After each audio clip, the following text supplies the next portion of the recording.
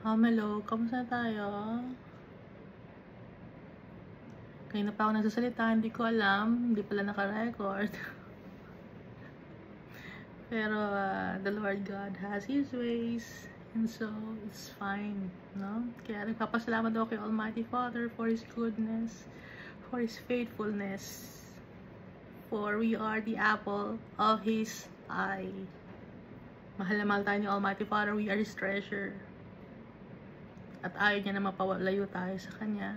And so, pinadala niya si Jesus Christ sa atin to save us from our iniquities, to cleanse us. So, si Jesus Christ, siya yung sacrifice, no? Sacrificial lamb, si Jesus Christ. At hindi lang yon, hindi lang siya sacrificial lamb, siya na rin yung high priest. Siya ang ating Savior, Redeemer, Judge, Mediator, Lamb of God, King of Kings, Lord of Lords, man clothed in linen with an inkhorn, and Abraham saw his days and was glad. Si Jesus Christ yung na-meet ni Abraham. Si Jesus Christ then, Son of God and Son of Man, and He died and resurrected after 3 days. And when and in those 3 days that He was not on earth, He stayed at the heart of the earth. He is the Emmanuel, meaning God is with us. He is the bridegroom in the branch of righteousness. He is our friend, the Lion of the tribe of Judah, si Jesus Christ. And He laid down His life for His friends. We are His friends. Kaya dapat nating purihin si Jesus Christ. When we glorify Jesus Christ, we are glorifying our Father. And if we glorify our Father, we are glorifying Jesus Christ. Nakalagay sa Bible yan, di ba? Sa John. Napakabait ni Almighty Father. Every day He's giving us blessings.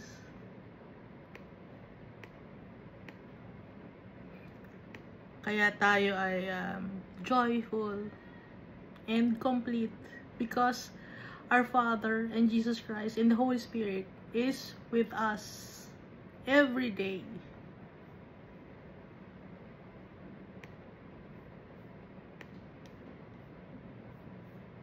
Last time we read Hosea chapter 6. So dito sa Hosea chapter 6, it's a call to repentance sa mga tao na dapat mag-focus tayo kay Almighty Father. Na bumalik na tayo sa tatay natin. Siya ang nagpaparusa sa atin at siya rin na mag-heal sa atin.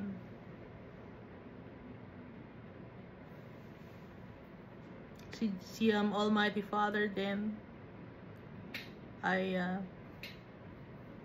very faithful sa atin. Hindi niya tayo iniiwan. Kitang-kita niya yung kasalanan natin. At alam niya na kailangan niya tayong turuan ng lesson. Kaya, sasabihan niya tayo. Pinadala niya ang kanyang mga prophets. Madami siyang pinadala ng mga prophets. May mga prophets na hindi na nakasulat sa Bible, no? Alam niyo ba yon? So, yung may mga prophets na hindi na nabanggit dito sa Bible. Si Elijah, prophet siya, pero wala siyang book, no, na isinulat. Pero kasali siya sa nabanggit dito sa Bible. Saan nga ba yung si Elijah nabanggit? Isang book nga yan. Sa First Kings at saka sa Second Kings. Si Elijah, yung prophet na kinuha na agad ni Almighty Father, hindi siya namatay.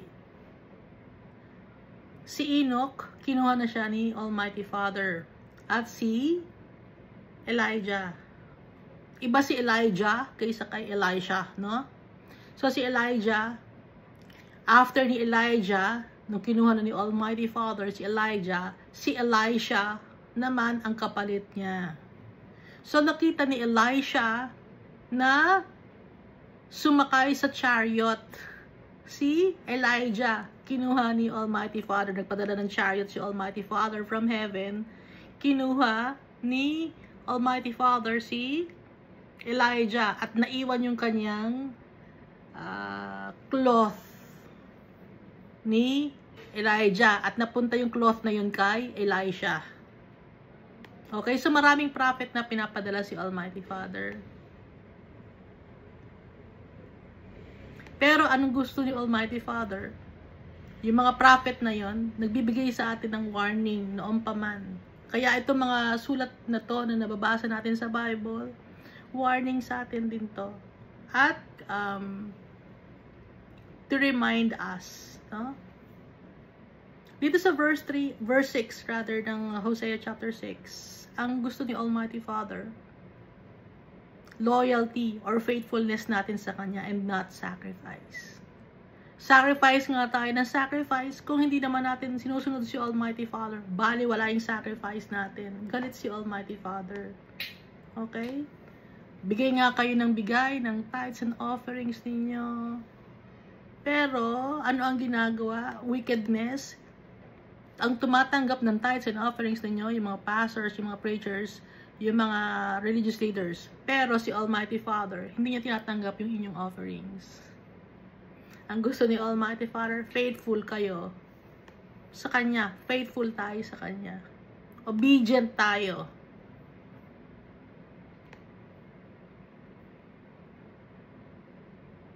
Kasi binebetray natin ang tatay natin kung nagre-rebelde tayo sa Kanya. Pag nagkakasala tayo, nagiging rebelde tayo. Binibreak natin ang covenant or ang contract, ang pact, or ang treaty. We are committing spiritual adultery. Dahil nagkakasya lang tayo sa maliit na gain kaysa sa mas mag-gain pa natin pag sinunod natin si Almighty Father. Kaya natatawag na harlotry yun. No? Nagkakasya tayo sa maliit na bagay. Pinagpapalit natin yung inheritance natin si Almighty Father sa mga bagay dito sa mundo na to. Nawala namang kwenta yung mga bagay dito sa mundo to. Mga kasalanan, no? Kaya napapagalitan tayo ng tatay natin, napaparusahan tayo. At dun sa mga parusa na yun, natututo tayo. At yun ang magiging dahilan para bumalik tayo sa tatay natin. Dito sa Hosea chapter 7 naman,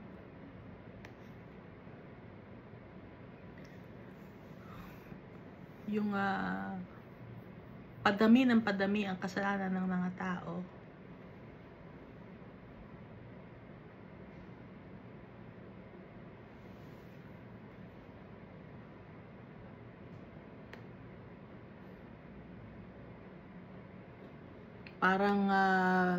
Parang tinapay na may yeast. At pag niluto, di ba pag yung tinapay na may yeast, pag niluto, lumalaki, gumaganon, nag-expand. Ganon yung kasalanan natin sa tatay natin.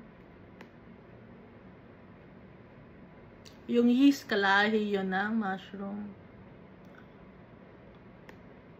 Hindi siya plant, hindi siya animal, gaya ng mushroom. Pero kaya siya nabubuhay dahil sa kadumihan.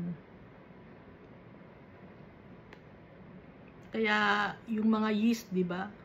May mga tao, may mga yeast infection. Kasi nga dumi yon na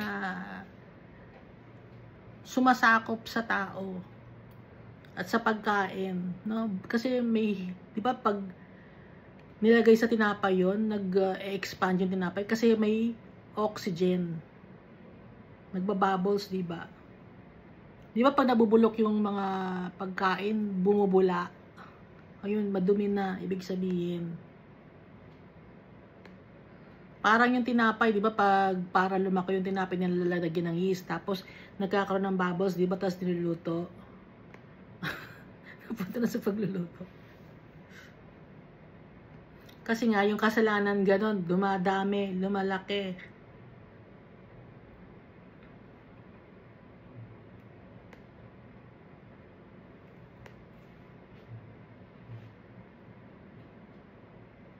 At ang mundo, nagkakaisa. Pero, hindi kinukuha ang advice ng Almighty Father. At nang mangyayari yon, masisira ang mundo. Dahil tayo na rin ang sumisira ng mundo. Bakit? Dahil hindi natin hinihingi ang advice ng Almighty Father. Matigas ang ulo natin. Akala natin alam na natin lahat. Dahil hindi, nakapag-aral ako, mataas ang pinag-aralan ng mga yan. Dapat yan ang kunin natin advice. Doktor yan. Matindi pa sa doktor yan. Umabot na sa ang pagka-doktor yan. Alam din natin na ang wisdom of this world is foolishness, no? In God. Akala natin na alam na natin lahat. So, anong mangyari ngayon sa mga tao na wicked? They will be destroyed. Destruction to them. Dahil nagkakasala tayo sa tatay natin. At hindi masasatisfy ang mga tao. Kahit gaano kadami pa ang kanilang ma-acquire na wealth, na pagkain, laging gutom, laging kulang ang pera, laging kulang ang bahay, hindi natapos ang pagpapagawa ng bahay, hindi natapos ang pagbili ng kotse, hindi natapos ang pag-travel kung saan-saan, hindi mapakali. Dahil nga, merong void. Si Jesus Christ lang ang makaka-feel nun, void sa puso natin.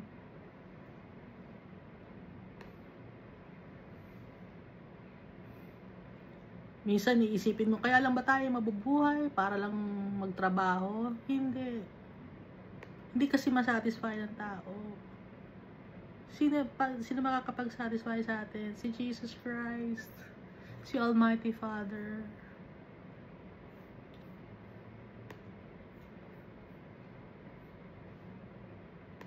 Kaya tayong lahat nasisira ang buhay natin. Napapalayo tayo sa tatay natin dahil sa kung ano-ano ang prioritize natin.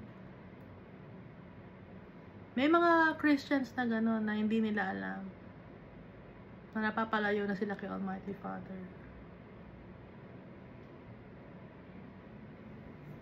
So dito tayo sa Hosea chapter 8. Set the trumpet to your mouth. He shall come like an eagle against the house of the Lord, because they have transgressed my covenant and rebelled against my law. Sabi ni Almighty Father. Yung trumpet, nung time na yon, it's shofar, no? Ramses horn. So sa ngayon, ang mga ginagamit na mga trumpet ay gawa sa ivory. Pero nang galing sa elephant or sa buto ng kung ano man. Pero nung time na yon sa Old Testament, galing sa ram, no? Yung horn ng ram, yun ang shofar, yun ang trumpet nung time na yon. He shall come like an eagle against the house of the Lord. Nabanggit yung eagle. Why eagle? Ang eagle, mabilis lumipad. At kahit na malaki ang animal na mas mabigat sa kanya, kaya niyang buhatin. Nakikita niyo naman yung eagle, di ba? Pero syempre yung elepante hindi kayang buhatin ng eagle. Yung mga may ahas na malaki, kaya ng eagle kunin. Ano pa ba yung mga aso, pusa, mga ganon. Mas mabigat pa sa eagle, kaya niya yun. Powerful yung wings ng eagle. Pati yung mata niya, kung titingin ang eagle, kahit malayo, kitang-kita niya. So, isa yun sa mga characteristics ni Almighty Father. Di ba ang mga characteristics ng Almighty Father? Yung man, ox, lion, at saka eagle. Kasi itong apat na creature na to, may 4 living creatures na nabanggit sa Book of Revelation na nakita ni Zechariah ba yun? O si Ezekiel? Na tinawag niyang, natawag ay cherubim. Si Ezekiel, no? Oh, si Zechariah, tama si Zechariah. Tapos si Isaiah, ang tawag naman niya ay seraphim. So, yung 4 living creatures na yun, 4 sila, pero bawat isa sa kanila may 4 na mukha. Lion, ox, eagle, tsaka man. Hindi 4 na ulo ang nandun, ano? Isa lang ang ulo, pero bawat sides, no? Ilang side? 4 na sides. Lion, ox, eagle, at man. Characteristic kasi ni Almighty Father yon. Kasi, di ba, kaya man, kasi we are created in His image and likeness. Kaya isa sa mga living, kaya lahat ng mga living creatures, meron silang face ng man. At lahat ng living creatures, meron silang face ng lion, kasi lion symbolizes nobility and royalty and regality. At meron ding lahat ng 4 living creatures, meron din silang face of an ox. Kasi ang ox, very patient at saka masipag. Tapos, isa pang face ay face of an eagle.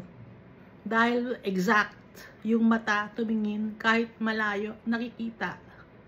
Kaya walang malilihim kay Almighty Father. Kaya binanggit dito na He shall come like an eagle against the house of the Lord. Yung house of, against the house of the Lord, ito yung Israel. I-announce na darating si Almighty Father na parang eagle. Kitang-kita niya ang kasalanan ng mga tao. Because they have transgressed my covenant, yung contract, yung agreement, yung treaty, hindi sinunod ng mga tao. And rebelled against my law. Pag nagkakasala tayo kay Almighty Father, nagrebelde tayo. Pag nagsisinungaling tayo, nagrebelde tayo. Pag nandadaya tayo, nagrebelde tayo. Pag nanchichismis tayo, nagrebelde tayo sa tatay natin. Pag naninirang puri tayo ng kapwa-tao natin, nagrebelde tayo sa tatay natin.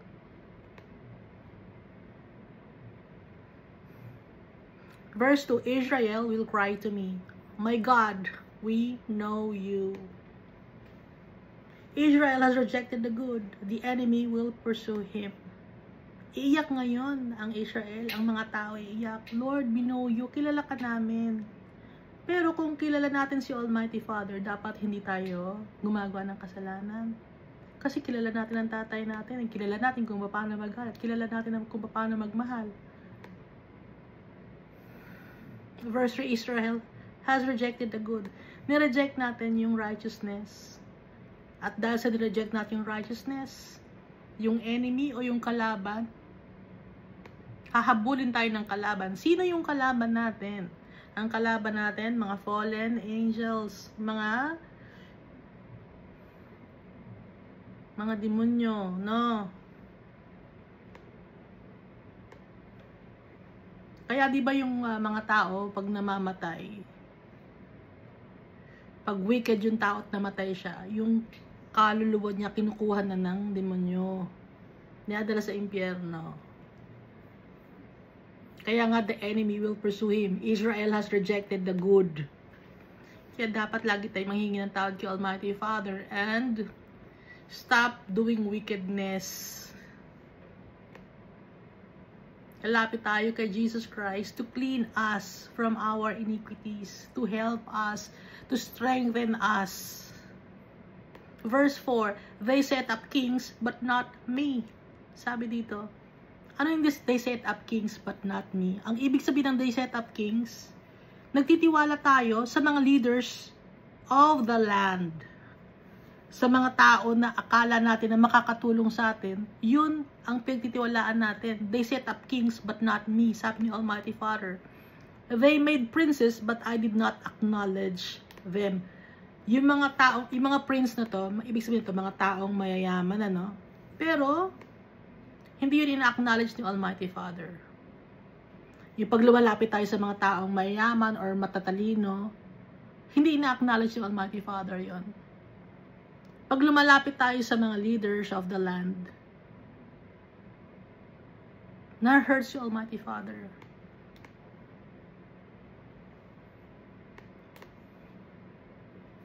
Pag hindi tayo nagpipray, nasasaktan ng tatay natin. Tayo ang apple of the eye of our Father. Tapos tayo, binabastos natin yung tatay natin. Dinidisregard natin siya. Binabaliwala natin siya. Anong klaseng mga anak tayo?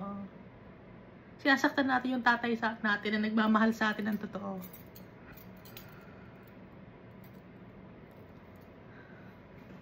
Yung faithful sa atin, yung gumawa sa atin, nagbigay ng buhay sa atin, sinasaktan natin. Anong klase tayo tao? Ano pang ginagawa natin? From their silver and gold, they made idols for themselves. Gumagawa pa tayo ng mga Diyos-Diyosan. Silver and gold. Yung mga silver and gold, mga ano yun eh, minerals yun, no? Or mga bagay dito sa mundo. Ginawa yun ni Almighty Father. It's for us.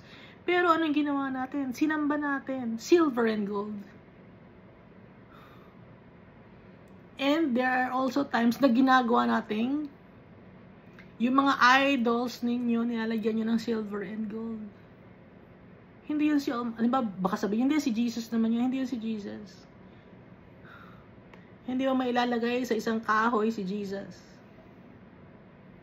Hindi mo mailalagay sa kahoy ang Holy Spirit, si Almighty Father. Hindi mo mailalagay sa semento. Hindi mo mailalagay sa isang booklet. Powerful si Almighty Father. He created the world. Ilalagay mo sa isang booklet, ilalagay mo sa isang semento, sa isang kahoy na gawa ng tao na makasalanan. So sasabihin mo yun si Almighty Father, yun si Jesus Christ. It's blasphemy. Minabastos.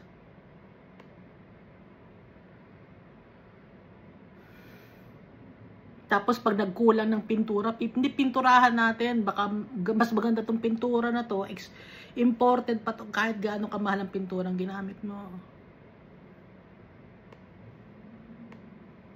Alpha and the Omega, the beginning and the end, si Almighty Father.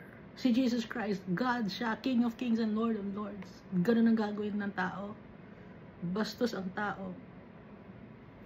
Walang respeto. Verse 5, your calf is rejected, O Samaria. Or your golden calf image has rejected you, O Samaria. My anger is aroused against them. Galit si Almighty Father sa mga image. Hindi lang to calf, okay? Yung mga pictures, sinasabi nyo si Jesus yan. Hindi yan si Jesus. Walang picture si Jesus. Sila, meron mga, yung carved image, no? Itong sila Ptolemy, yung sa mga Greek, sila Herodotus, mga Greek philosophers, meron sila nun.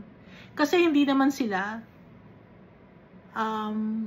treated as criminals. Si Jesus kasi, he was treated as criminal, pinatay siya, and so, lahat ng mga bagay na makakapagpaalala kay Jesus Christ, tinanggal nila. Hindi sila gumagawa ng mga statue ni Jesus Christ. Kaya yung kung ano mang meron kayong statue dyan ni Jesus Christ, hindi yan si Jesus Christ. Maikli ang book ni Jesus Christ.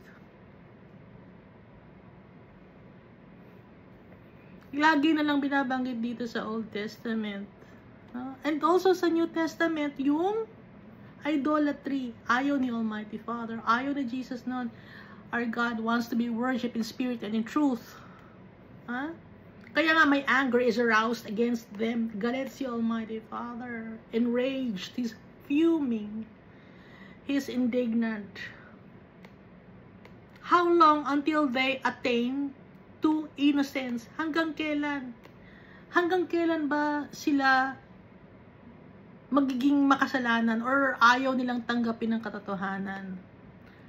Hanggang kailan sila gagawa ng kasamaan? Hanggang kailan para ma-attain nila ang purity? Hanggang kailan kaya? Para ma-attain natin na maging karapat-dapat tayo kay Almighty Father. Dahil sa kadumihan natin, padami yung kasalanan natin. For from Israel is even this. A workman made it, and it is not God. Workman ang gumawa ng mga idols, ng mga statues, ng mga carved images. Workman ang gumawa, hindi si Almighty Father. But the calf of Samaria shall be broken to pieces. Bakit binanggit yung Samaria? The calf of Samaria. Yung Samaria, nasa Israel din siya, di ba? Si Jesus Christ, dumaan siya ng Samaria. Pero nung pangalawang pagkakataon yata or pangatlong pagkakataon, hindi na sila pinadaan. Ngayon, nung dumaan si Jesus ng Samaria, may nakamit siyang Samaritan woman, di ba? Pero yung mga Samaritan people, hindi sila pinapayagan mag-worship sa temple sa Jerusalem. Bakit? Kasi hindi sila pure na Israel. Kasi dito sa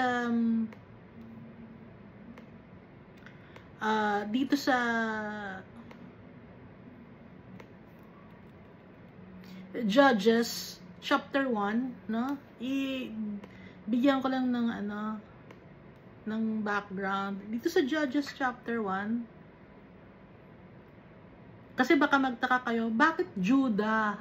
Bakit sa Judah, sa Jerusalem, bumalik yung mga tao? Di ba sa Book of Nehemiah, tsaka sa Book of Ezra, yung mga Israelites, or yung mga captives from Babylon, sa Jerusalem, bumalik sa Judah.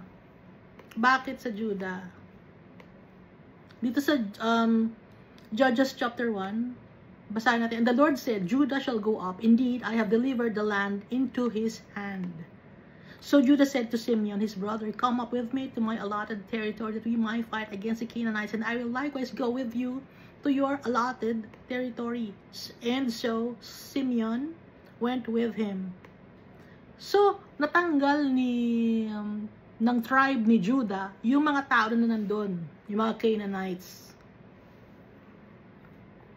Nalinis yung land ng Judah from the Gentiles or from other lahi ng mga tao. Kasi yung Israel naman talaga, bigay yun ni Almighty Father kay Abraham na lupa.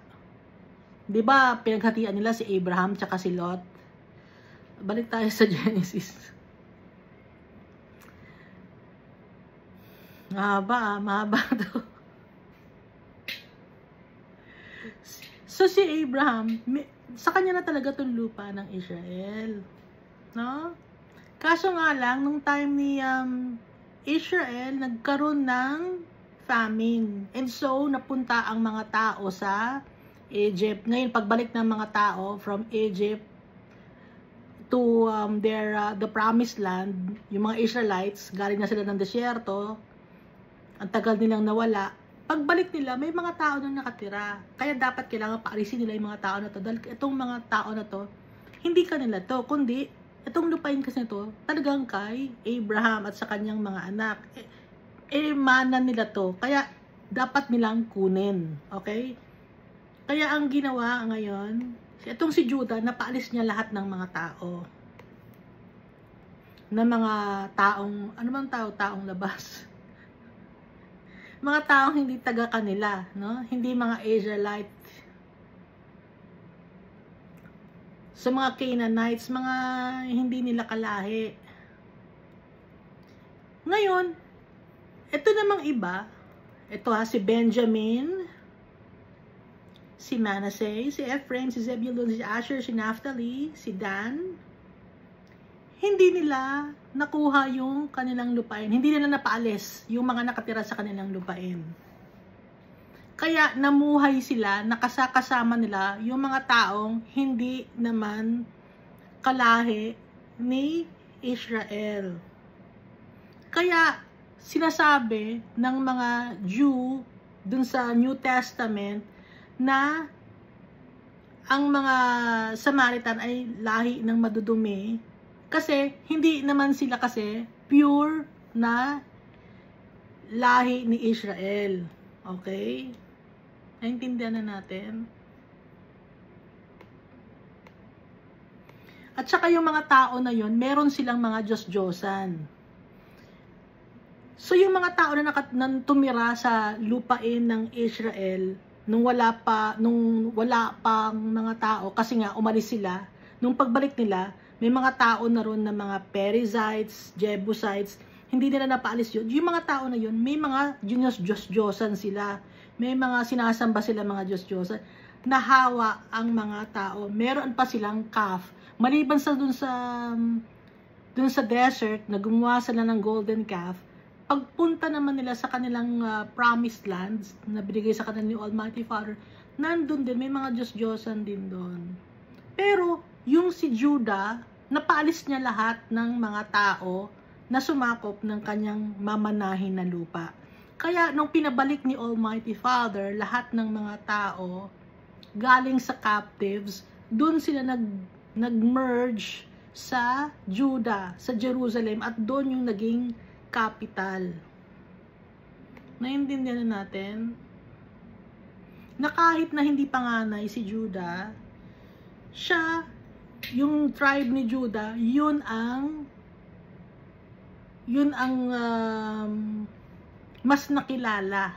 Kaya nga ang mga lahi, 'di ba, mga Jewish, galing sa word na Judah. No.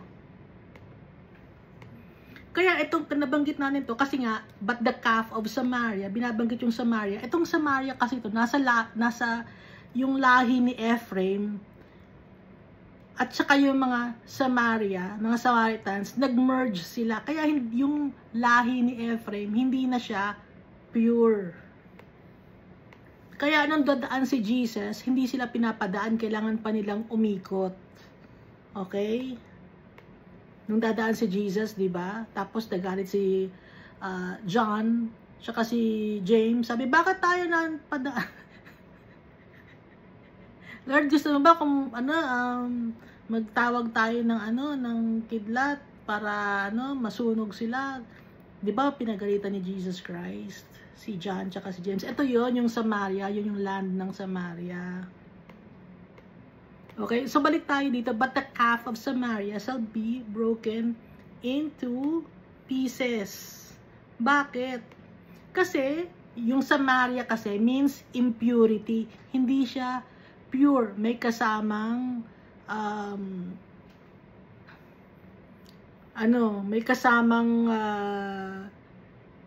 ibang lahi. Kaya dito, but the calf of Samaria shall be broken to pieces. Kasi sanay sumamba ng iba-ibang mga klaseng Diyos at mga gamit or environment. Sinasamba mga puno, sumasamba ng bundok, ganon. Kaya yung mga bagay na sinasamba ng mga tao, masisira.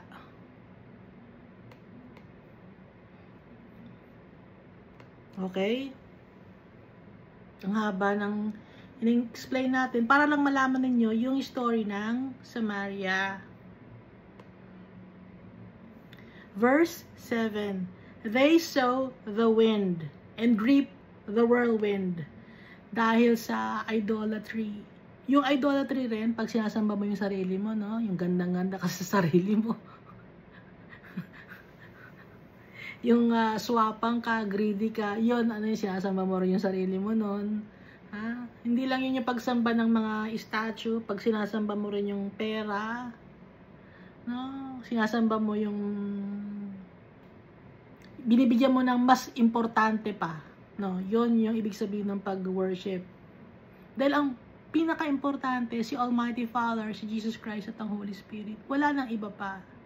Kasi sila yung ating inheritance.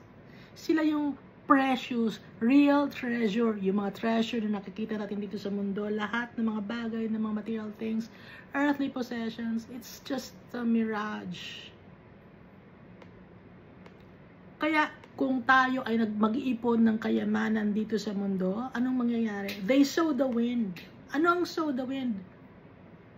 Nagtatanim sa wind. Pag nagtanim ka sa wind, ano nangyayari?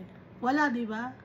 Pag itinatanim mo yung wind, ito isang wind, itatanim ko to. Ano? Wala, di ba? Wala kang nagigain. And reap the whirlwind. Ano ang pag tinanim mo yung wind, ang makukuha mo na gain, whirlwind, wala din. Kasi, yung mga bagay sa mundo na to, ibig sabihin ng wind, lumilipas. Ang tao, lumilipas. Mga bagay sa mundo to na bubulok. Ha? The stalk has no bud. Yung tanim mo na wind, na nakakuha ka ng whirlwind, tapos yung stalk, walang bud. Ano ibig sabihin ng walang bud? Pag ang isang halaman may bud, ibig sabihin may flower yon, ibig sabihin may bunga yon. Ngayon, pag walang bud, walang bunga, walang gain, walang hindi productive. Walang hindi magandang investment. It shall never produce a meal. Walang laging kulang, not productive, no? Always lacking. If it should produce, aliens would swallow it up. Kung makapag-produce man yung itinanim mo, anong mangyayari?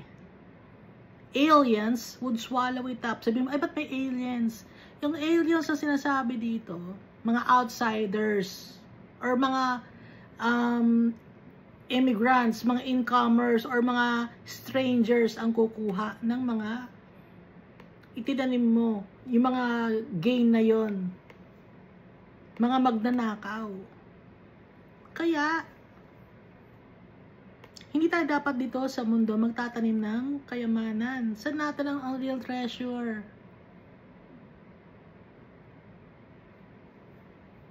Treasures in heaven, yun ay tatanim natin.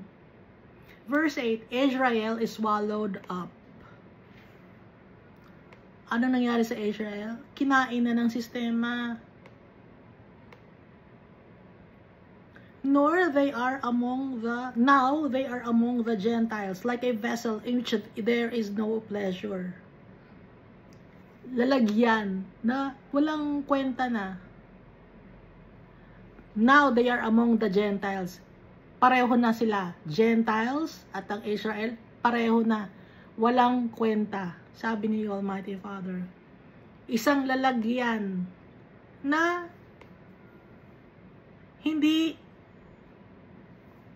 walang laman. Na hindi ka matutuwa sa laman.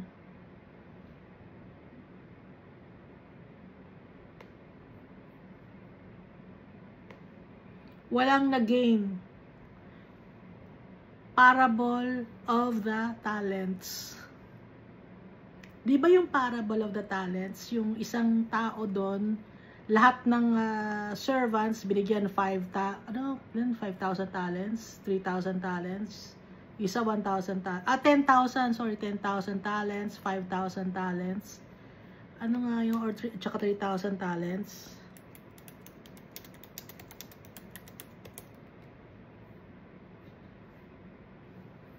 Sa Matthew chapter 25 verse 14 to 30.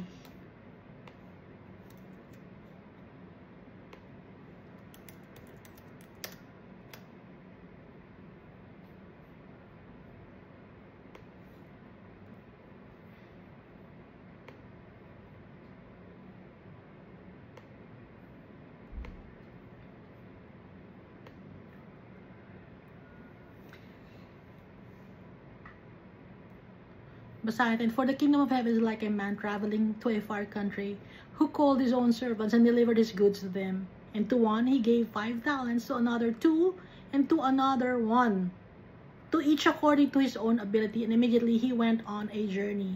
Then he who had received the 5 talents went and traded with them and made another 5 talents. So, ibinigyan ng 5 talents, dumami pa yung kanyang pera kasi ininvest niya ng tama.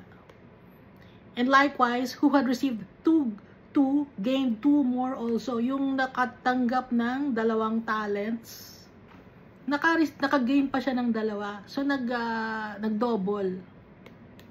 But he who had received 1 went and dug in the ground and hid his lord's money. After a long time, the lord of those servants came and settled accounts with them. So, ano ang nangyari? Doon sa nakakuha ng 1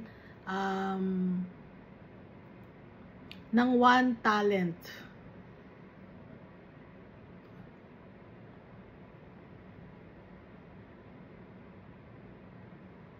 Ano nangyari doon? Verse 26, but his Lord answered and said to him, You wicked and lazy servant, you knew that I reap where I have not sown and gather where I have not scattered seed.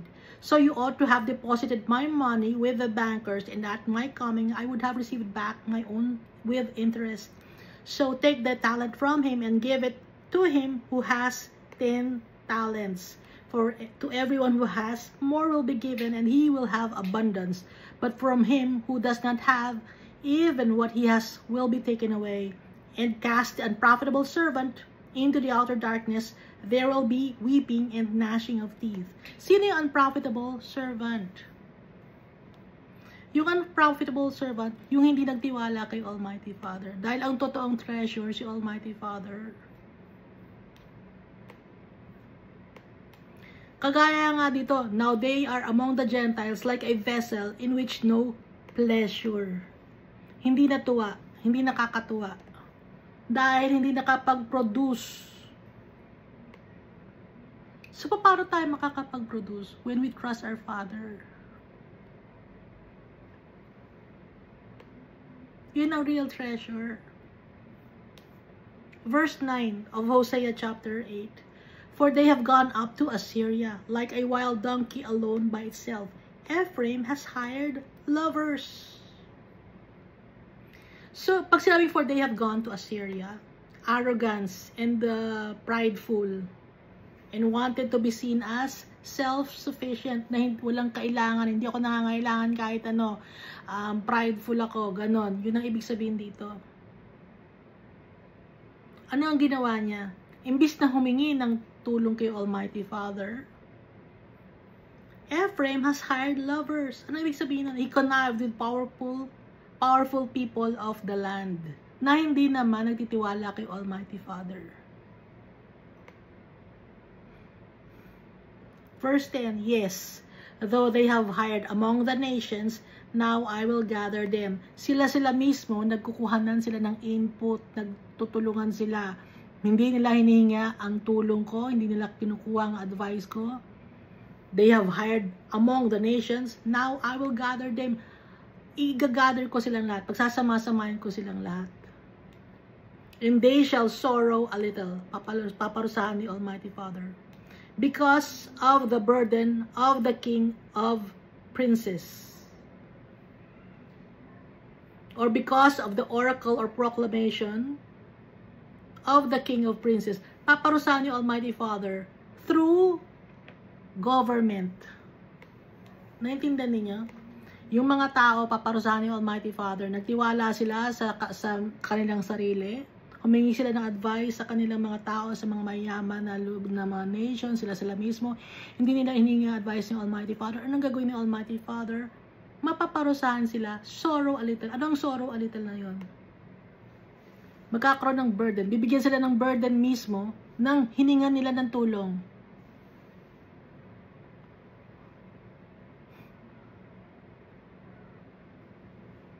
Yung government ngayon ang magbibigay sa kanila ng burden. Yung government ang hiningan nyo ng tulong. Ngayon yung government ngayon ang magbibigay sa inyo ng burden.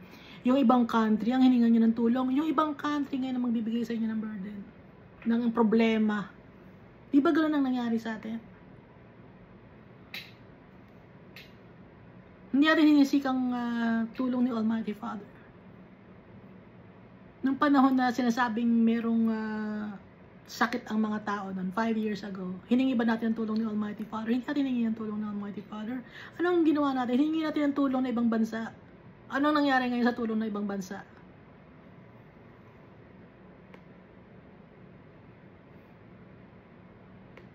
Imbis na si Almighty Father, lumapit tayo kay Almighty Father, humingi tayong tulong kay Almighty Father. Nag-away-away ang mga tao, nagswapangan. Hindi na natapos ng kasalanan ng mga tao. Verse 11, because Ephraim has made many altars for sin, they have become for him altars for sinning. Because Ephraim means what? This world, no? Fertile land.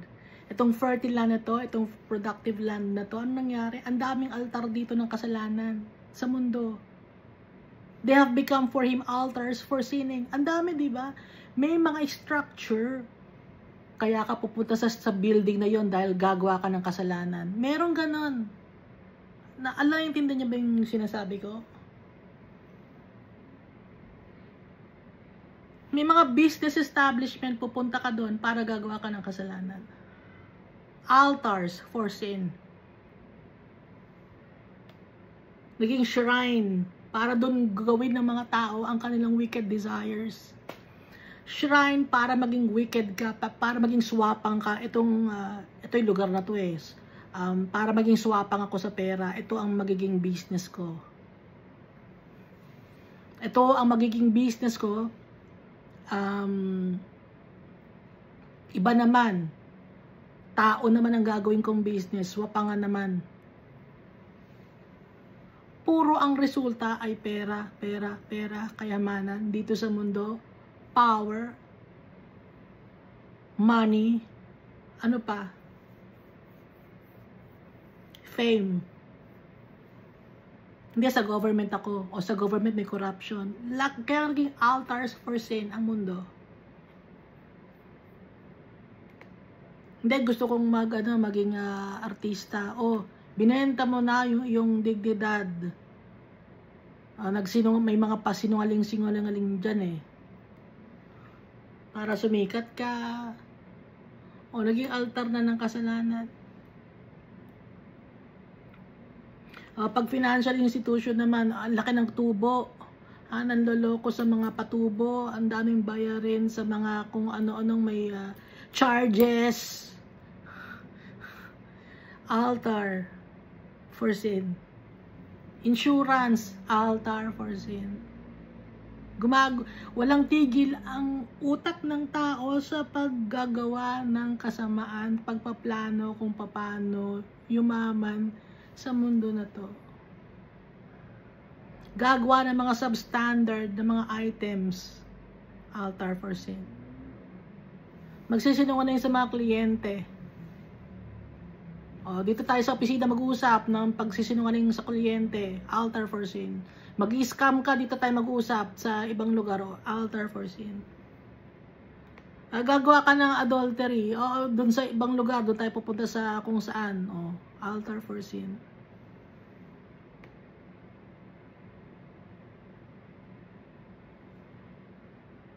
Kaya nga, because Ephraim has made many altars for sin, they have become for him altars for sinning. O sa internet, chismis. Hindi na lumawak na ang chismis ngayon. Altar for sin. Internet.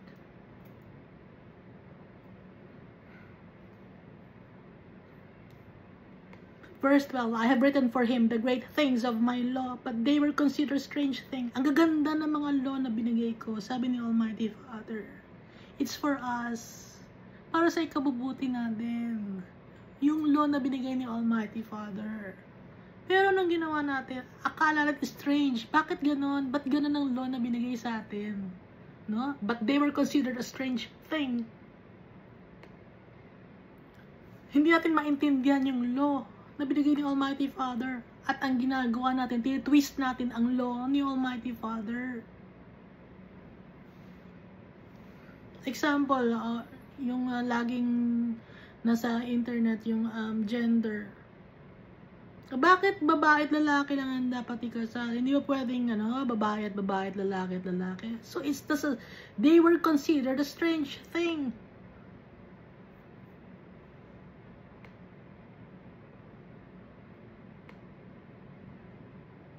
O, alam mo, sa bangko, mag-withdraw ka, tapos may charge. Bakit, bakit natin hindi lalagyan ng charge yan? Lalagyan natin ng charge yan. So, bakit hindi? Dapat kumita tayo dyan. Laging ganun, dapat kumita tayo, dapat makakuha tayo ng So, yung law ni Almighty Father, gusto niya patas, pero anong ginagawa ng tao? Tingin ng tao, it's a strange thing. Bakit patas? Kailangan makagain tayo dyan. Kailangan meron tayo dyan. It's a strange thing. Yun ang tingin ng tao. Dahil madumi ang utak ng tao.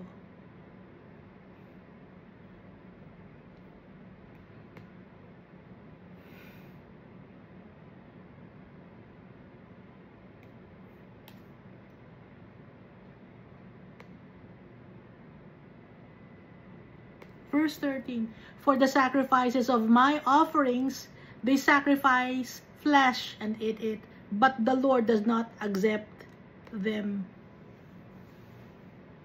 Hindi na-accept ni Almighty Father yung mga sacrifices na binibigay natin.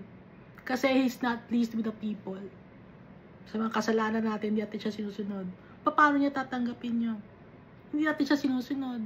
Sino lang ang natutuwa sa mga offerings ninyo? Yung mga religious leaders ninyo. Yun lang ang natutuwa.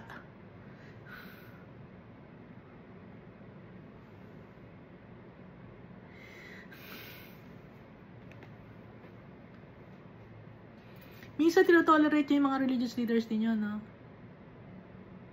In-enable nyo sila to be greedy. In-enable nyo yung mga religious leaders ninyo.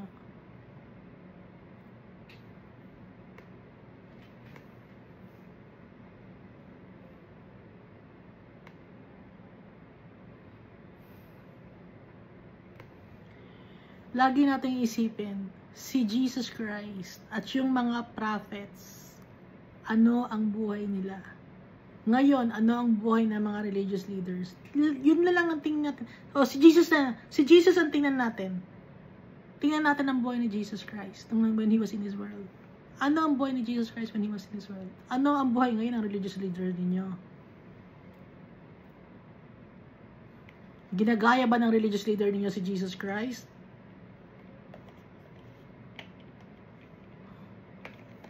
Oo, nag-ano yun eh.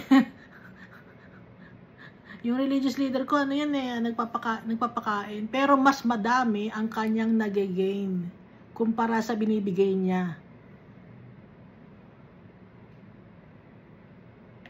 Si Jesus Christ, tandaan natin, walang bahay si Jesus Christ dito sa mundo.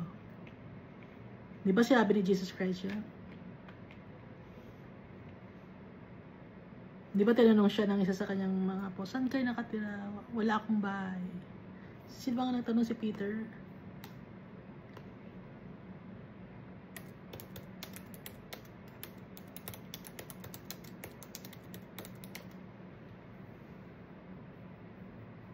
Si Peter nga.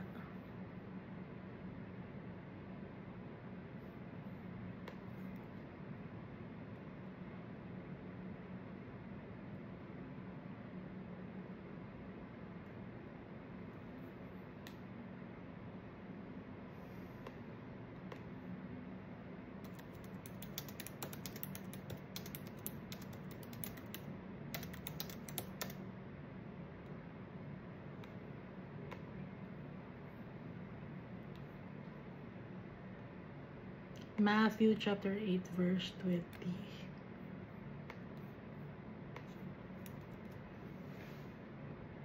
And Jesus said to him, foxes have holes and birds of the air have nests, but the Son of Man has nowhere to lay his head.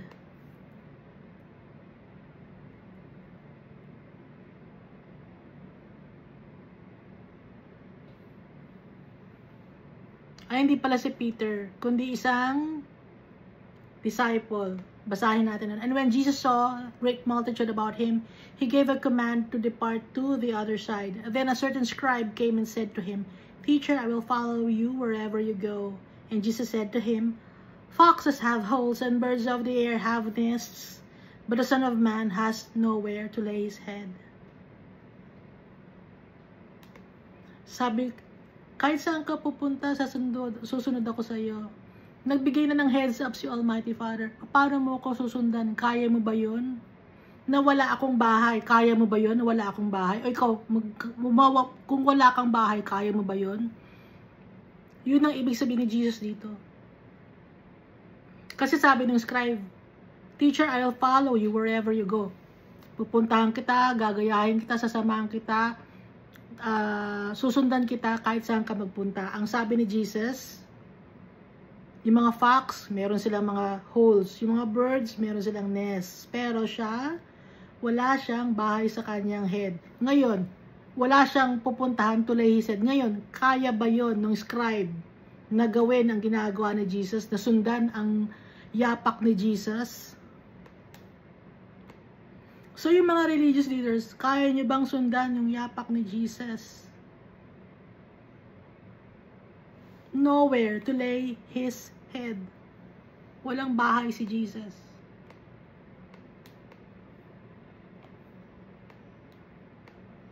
Hindi dito sa mundo nag-ipon ng kayamanan si Jesus. Wala siyang kayamanan dito si Jesus. Ang kayamanan ni Jesus, si Almighty Father.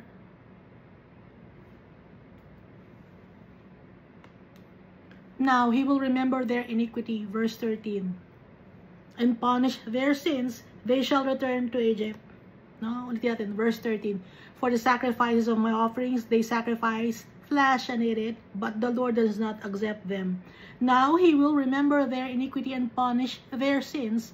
They shall return to Egypt. Babalik ba sila sa Egypt? Hindi. It's a figuratively speaking. Ano ang Egypt? Egypt symbolizes kasalanan, no? Magiging slave pa rin sila sa kasalanan. Yun ang ibig sabihin dito. Dahil sa kanilang mga disobedience. Magiging parang buhay na nasa Egypt sila. Slave sila. Pag sinabing buhay ng parang Egypt na slave, sa impyerno kasi, slave sila ng mga fallen angels. Yung mga disobedient people.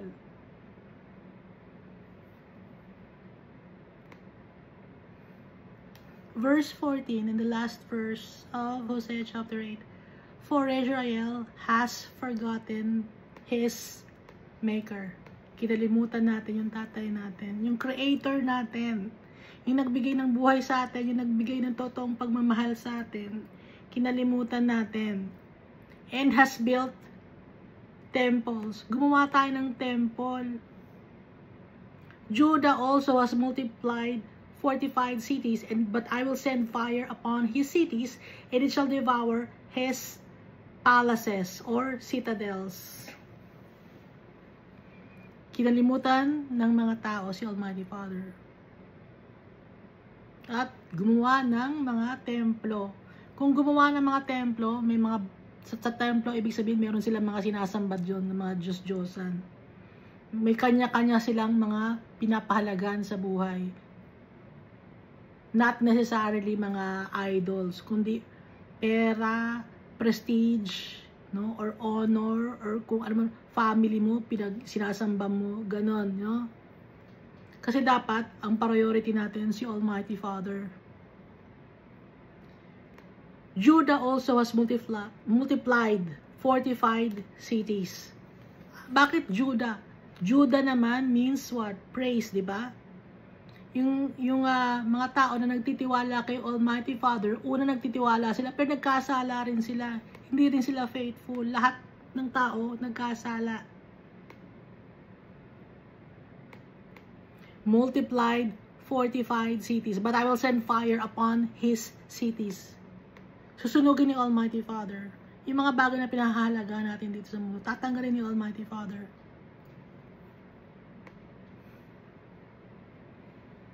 Akala natin secured na. Hindi, secured na yung pera natin. Nasa bangko yan. Secured na. Naka-insured na lahat. Ang gagawin na lang natin, mag-ano-ano lang tayo. Magpapakasaya na lang tayo sa buhay. Hindi mo alam. Nakukunin na ni Almighty Father yung buhay mo. Hindi ka pa nakakabalik sa Kanya. Saan ka ngayon mapupunta? Sa impyerno. At yung mga bagay na inipon mo rito sa lupa, asan mapupunta? Mag-aaway-awayin ng mga anak mo, magpapatayan yung mga anak mo. Naging mitsa pa ng buhay ng kamag-anak mo, ganon. Naging nagkaroon pa ng bisyo yung anak mo dahil sa ganun ang ginawa mo, nasira ang buhay.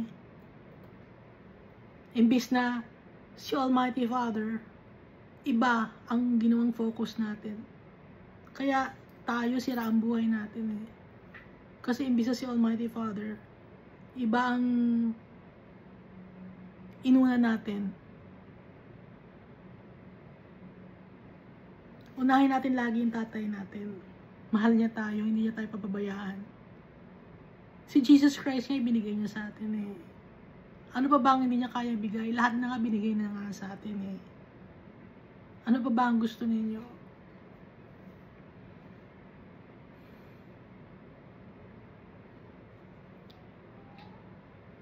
Magpasalamat tayo lagi sa tatay natin.